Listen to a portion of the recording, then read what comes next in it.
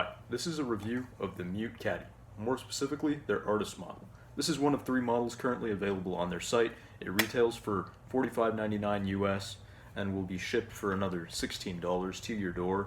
Also available on their site are the Artist Deluxe model for $189.99 and the ring model, a little bit more portable. Instead of this big metal sheet, you have rings that fold up for easy storage. That goes for $75.99. And I happen to have been sent this product for free through Jonathan De La Cruz, and for this reason I think this company deserves a fair and honest review of this product and what it does. The Mute Caddy is a holding platform designed to house 4 mutes and either a mouthpiece or a Harman mute stem. The device can be attached, detached, and adjusted using a simple clamping mechanism with a rubber stop, and it can be extremely beneficial for fast or unfriendly mute changes in your music. The Mute Caddy can really provide benefits to brass players across a variety of genres. Pit orchestra, jazz, studio, pops. These genres require a lot of unfriendly mute changes, and it can be really exhaustive to reach for the floor every time you want to set a mute down or pick one up. However, I think there are a couple changes the Mute Caddy company could make. Let's take a look at some of the things that need improvement. As much as I do commend the practicality of the Mute Caddy, it has a couple of glaring issues that in my opinion need fixing. First of all, scratches. If you leave a mouthpiece or a mute in the Mute Caddy for too long, it will start to develop gouges and scratch marks around the contact points. I personally really value the aesthetics of my equipment, and if it's not something that will come off easily with a couple of rubs from a polishing cloth, the Mute Caddy is doing too much damage for my liking.